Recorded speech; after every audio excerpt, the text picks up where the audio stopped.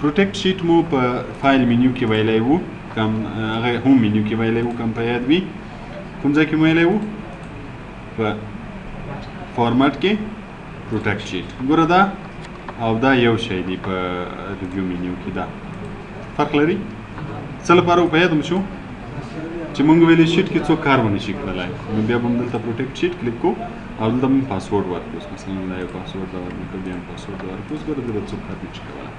تر څو بیرته ان پروټیکټ نه وي کړی چې ان پروټیکټ یې کړو بیرته هماغه پاسورډ ورکړو بیا به بیرته کولی شو چې کار وکړو بیا موږ په هوم منیو کې ویلي وو چې که مثلا غواړو چې په یو ځای کې کار وشي په نور کې ونه شي یا په نور کې ونه شي خو په یو ځای کې کار وشي بیا به څه کوله په یاد مو دي دلته یو اپشن نشته همالته ده بیا به دلته چیش نه استفاده کوو لاک سیل نه کوم ځای چې لاک وي هغه ځای کې کار نه کیږي چې بیا کله پروټیکټ کو او کوم ځای چې لاک نه وي بیا هلته کار کیږي پوه شوئ په یاد مو ده خپله بیا درسره وکړئ بیرته راځو ریویو ته بل د پروټیکټ ورکبوک موږ اوله ورځ ویل چې ورکبوک چیش ته وایي شیټو مجموعې ته هر څومره شیټونه چې ولرو دا ټول یو فایل یو ورکبوک ده نو دا بیا ورکبوک پروټیکټ کوي څه معنا یعنی که زه دلته پروټیکټ شیټ ورته ووایم مثلا ما دلته پاسورډ ورکو دلته خو کار نشم کولی خو زه دې شیټ کې دلته تغییرات راوستلی شم ګوره رایټ کلیک کوم دا شیټ څه کولی شم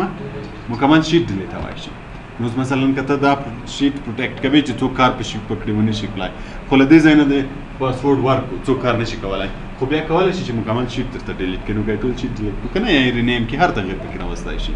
نو کوای چې دا تغییرات هم رانه شي نو بیا به پروټیکټ ورک بوک لیکوي پر پروټیکټ ورک ګروپ کې ګورل ته سټرکچر څه مطلب چې سټرکچر کې تغییر رانه شي د ورک بوک مثلا شیټ پکې اضافه نشي مثلا شیټ ترې ډیلیټ نشي شیټ نوم چینج نشي ترې کټ نشي نو بیا به راځي دا به کلیک کوي او دا پاسورډ ورکوي مثلا دا پاسورډ مې ورکړو اوس وګوره چې دلته رایټ کلیک وکړئ ګوره ډیلیټ کار نه کوي انسرټ کار نه کوي رینیم کار نه کوي موو کاپي کار نه کوي هایډ کار نه کوي نو اوس دا پاسورډ هم ده دا پاسورډ هم ده د دې پاسورډ په اساس کار نشي کولی او د دې پاسورډ په اساس باندې شیټ نشي ډیلیټولی نه رینیم کولی شي نه تغییرات راوستلی شي بیا به بیرته پاسورډونه ورکوي او مثلا د دم پاسورډ ورکوم اوکې که بعد له هغه بیا کار کولی شو بل د شیر ورک بوک پروټیکټ اینډ شیر ورک بوک دا دوه چې دي دا په نیټورک باندې کار کوي کله که غواړئ چې یو ایکسل فایل په نیټورک باندې شیر کړي نیټورک څه مطلب چې دا کمپیوټرونه سره وصل وي دا کمپیوټر له دې سره هغه له هغه سره دا ټول کمپیوټر یو له بل سره وصل وي دې ته څه شی ویل کېږي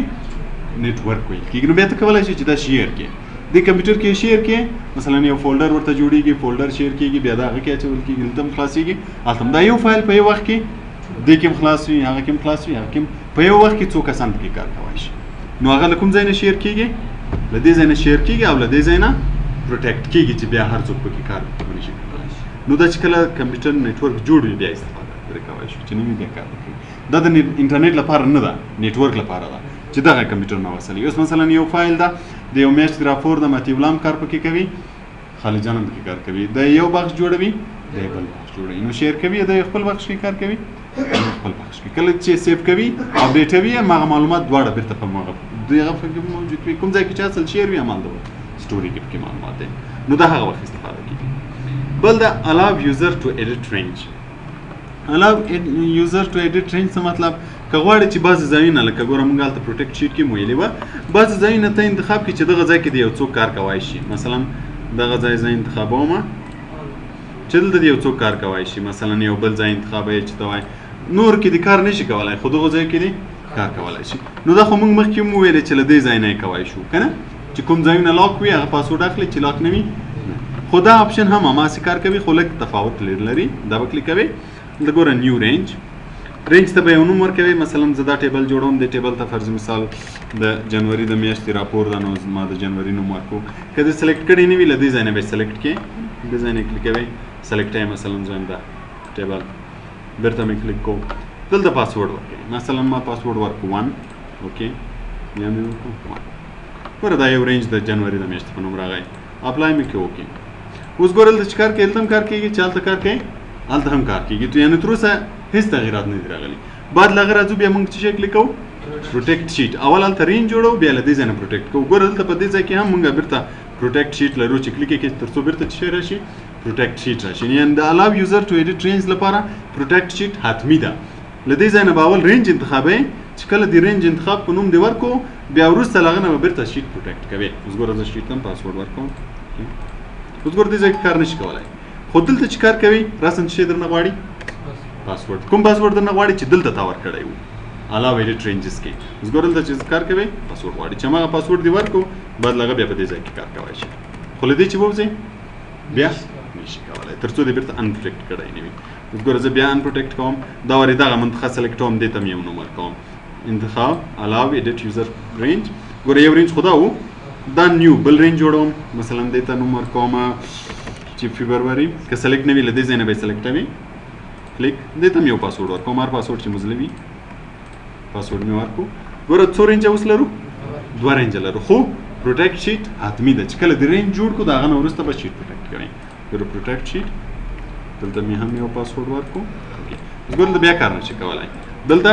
کار کوای شي خو چې درنه غواړي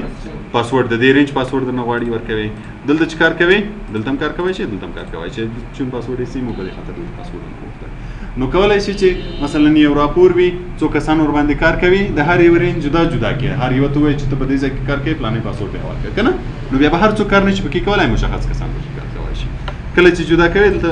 پروټیکټ ان پروټیکټ کوي د پاسورډ بیرته ورکړي او له دې ځای نه بیا راځي ګوره موډیفای کولی هم شي تر څو تغیرات پکې راولي مثلا پاسورډ یې چینج کړي ایریا یې چینج کړي پاسورډ یې چینجوای شي او که بیخي ډیلیټوي بیخي ډیلیټولی هم شي. پوه شوې په دې شیانو. بل ټریک چینجز هم مو په ورډ کې ویلی وو د چا په یاد ده ټریک چینجز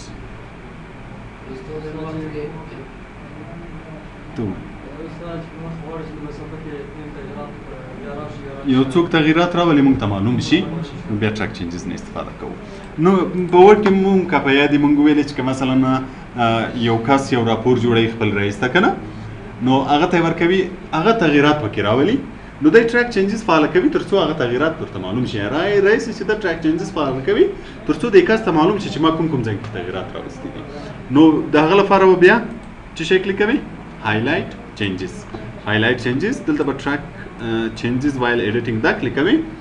وین څه وخت آل مطلب هر وخت هو کوم یوزر دلته کمپیوټر کې موږ مختلف یوزرونه لرو لکه هغه کمپیوټر چې تاسو لوګین کوئ 2 یوزر راځي کوم یوزر ایوری ون کوي ټول یوزرونه ویر چیرې مطلب که ټول شیټ کوي چې انتخاب نه کوي ټول شیټ راځي او که ځای انتخابي هم کولای شي چې مثلا صرف دغه ځای کې که تغیرات راوتل موږ ته معلوم شي نورو کې نشي. خو زه فعلا نه کوم تر څو ټول راشي. اوکې دا فایل باید سیو وي دا به سیو کوم مثلا د بوک 1 په نوم سیو کو اوس کله ته څوک تغیرات راولي ګوره څنګه کیږي ویني یو نشان ورسره راځي پام ودا ویني دلته یو نشان ورسره راځي چې کرسر ور باندې کېږدي بیا د کمنټ باندې راځي چې په دې کې تغیرات راغلي دي چې په کې لیکل شوی دا ویني دا ډی په کې لیکل شوی دا. نو هر تغییر چې هر ځای کې راځي بس معلومیږي مثلا که زه دا ډیلیټ اوم هم ګوره دلته یو کمنټ راځي چې کله کرسر ور باندې کېږدي ګوره دلته لیکل شوی دا چې دا خالی شوی دا ډی ترسته شوی چې څه بدل شوی دا بلانک خالی شوی دا. نو هر تغییر چې راځي بیا تغییر پکې معلومیږي. دا په کوم ځای کې ټریک چینجز کې بیا چې کله تغییرات وشو بیا به راځو اکسپټ ریجیکټ ته چې غواړي اکسپټ یې کې ریجیکټ کې فایل سیو ایز ورته هم خو سیو کا اوس به ګوره راشي چې تر اوسه پورې چک شوی نه ده چک یې کا ګوره دلته اکسپټ ریجیکټ موږ ته راځي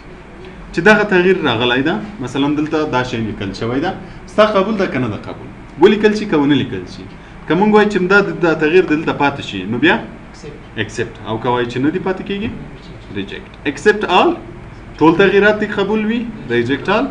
ټول تغییرات دي لمنځه لاړ شي. هماغه د ورډ باندې دا فرق نه لري زه ورته هم reject اوکې که نو تغییرات به ټول لمنځه لاړ شي. پوه شوئ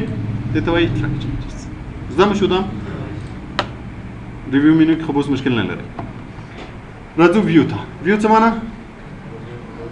ویو کتل یا ښکاره کېدل که نه دلته بیا چې صفحه څه رقم ښکاره شي لکه ورډ کې چې و اوس ګوره دغه چې د ورک بک ویوز ده موږ ویلې چې ایکسل فایل ته ورک بک وایي که نه ورک بک څه رقم ښکاره شي فعلا نورمال دغه چې د نورمال حالت دی ده. دلته کولی شي چې ته پیج بریک پریویو کلیک کړې پیج بریک پریویو چې څومره تا کار کړی هغومره درته شیټ کوي او دا درته کوي چې فعلا تا څو څپو کې کار کړی. اوس ګوره موږ څو څپو کې کار کړی 2 ګوره پیج 1 له دې ځای نه ته دې ځای او دلته وینې لږ پیج 2 ده ته بیا دلته بیا کولی دا ده چې ته کولی شي صفحې تعین کړي چې مثلا زما اوله صفحه دې ته دې ځای پورې راشي ګوره دغه لاین یې راکش کړه زما اوله صفحه دې ته کوم ځای راشي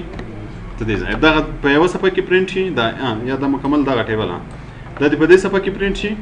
دا دې په دې صفحه کې پرنټ شي بیرته چې نورمال کلیک ګوره خط بدل ته راغلی چې کله یې پرنټ دا به یوه صفحه کې وي دا به بله صفحه کې وي نو پیج بریک پریویو چې دا د کار په اندازه تا ته شیټ درکوي چې هر څومره هم کار کړی وي مثلا ما دومره کار کړی اوس یې کلیک کړم اوس ګوران ته دې ځای راوکړو پوه شوئ او پیج لیاوټ بیا هره صفحه داسې جدا جدا ښکاره کوي ګوره دا یوه صفحه شوه دا بله صفحه شوه او بله صفحه شوه یعنې هره صفحه جدا جدا ښکاره کوي کسټم ویو خپل په خوا کې جوړوي کسټم ویو فعلا پرېږدو سبا ته نورمال به بیرته نورمال کړي او دا شیان خو درته معلوم دی ګریډ لاینز ښکاره شي که نه شي ښکاره هیډینګ ښکاره شي فورمولا بار ښکاره شي زوم هم درته معلوم ده 100% زوم شي او 100% نورمال و که نه دا مینې 100% دلته که د کم زیات کړی وي مثلا دلته راسن هم درلوده که نه او 100% سلیکشن مطابق هم کوای شي یو ځای دې سلیکټ کړی وي سلیکشن زوم یې کوي ګوره چې کوم راځي سلیکټ وي هومره زوم کېږي او نورمال 100% ده همدومره به نن بس وي